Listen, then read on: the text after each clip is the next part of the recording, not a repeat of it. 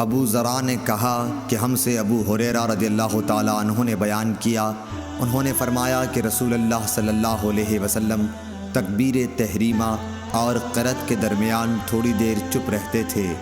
ابو ذرا نے کہا میں سمجھتا ہوں ابو ہریرہ رضی اللہ تعالیٰ عنہ نے یوں کہا، یا رسول اللہ، آپ پر میرے ماں باپ فدا ہوں، آپ اس تکبیر اور قرأت کے درمیان کی خاموشی کے بیچ میں کیا پڑھتے ہیں؟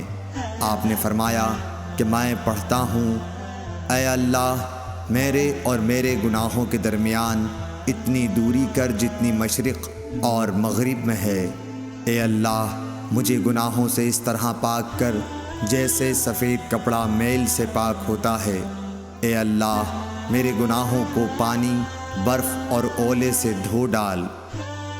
ابن شہاب نے کہا کہ مجھے انس بن مالک رضی اللہ تعالیٰ عنہ نے خبر دی کہ حضور صلی اللہ علیہ وسلم کے مرض وفات میں مسلمان فجر کی نماز پڑھ رہے تھے۔ اچانک رسول اللہ صلی اللہ علیہ وسلم نے حضرت عائشہ رضی اللہ تعالیٰ عنہا کے حجرے سے پردہ ہٹایا۔ آپ نے صحابہ کو دیکھا، سب لوگ صفیں باندھے ہوئے تھے۔ آپ خوشی سے خوب کھل کر مسکرائے، اور ابو بکر رضی اللہ تعالیٰ عنہ نے آپ کو دیکھ کر پیچھے ہٹنا چاہا تاکہ صف میں مل جائیں۔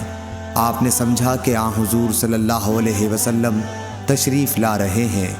صحابہ آپ کو دیکھ کر خوشی سے اس قدر بے قرار ہوئے کہ گویا نماز ہی چھوڑ دیں گے، لیکن حضرت صلی اللہ علیہ وسلم نے اشارہ کیا کہ اپنی نماز پوری کر لو، اور پردہ ڈال لیا۔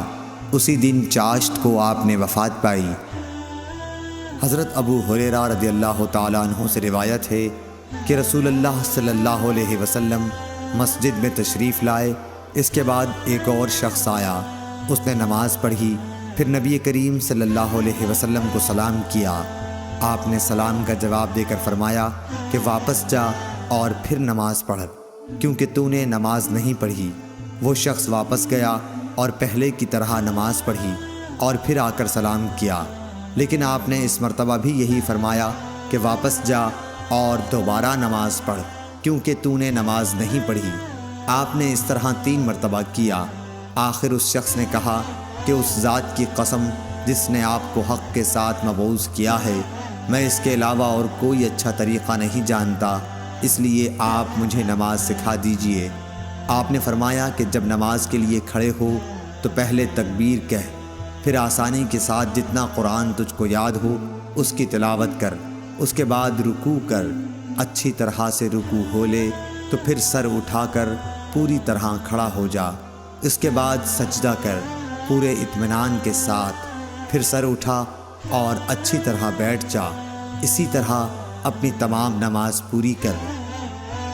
سیار بن سلامہ نے بیان کیا، انہوں نے بیان کیا کہ میں اپنے باپ کے ساتھ ابو برزہ اسلمی صحابی رضی اللہ تعالیٰ عنہ کے پاس گیا۔ ہم نے آپ سے نماز کے وقتوں کے متعلق پوچھا تو انہوں نے کہا کہ نبی کریم صلی اللہ علیہ وسلم ظہر کی نماز سورج ڈھلنے پر پڑھتے تھے، عصر جب پڑھتے تو مدینے کے انتہائی کنارے تک ایک شخص چلا جاتا، لیکن سورج اب بھی باقی رہتا۔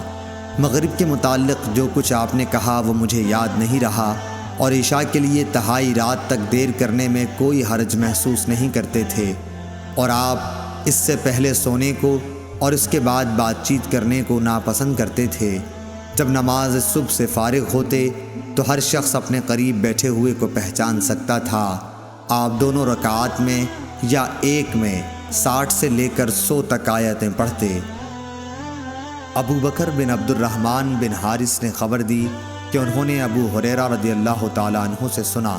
انہوں نے بتلایا کہ حضرت صلی اللہ علیہ وسلم جب نماز کے لیے کھڑے ہوتے تو تکبیر کہتے، پھر جب رکوع کرتے تب بھی تکبیر کہتے تھے، پھر جب سر اٹھاتے تو سمع اللہ لمن حمدہ کہتے، اور کھڑے ہی کھڑے ربنا لک الحمد کہتے، پھر اللہ اکبر کہتے ہوئے سجدے کے لیے جھکتے، پھر جب سر اٹھاتے تو اللہ اکبر کہتے، پھر جب دوسرے سجدے کے لیے جھکتے تب تکبیر کہتے، اور جب سجدے سے سر اٹھاتے تب بھی تکبیر کہتے۔ اسی طرح آپ تمام نماز پوری کر لیتے تھے۔ قعدہ اولیٰ سے اٹھنے پر بھی تکبیر کہتے تھے۔ اس حدیث میں عبداللہ بن صالح نے لیس کے واسطے سے بجائے ربنا لک الحمد کے ربنا ولک الحمد نقل کیا ہے۔ ربنا لک الحمد کہے یا ربنا ولک الحمد، واو کے ساتھ ہر دو طریقے سے درست ہے۔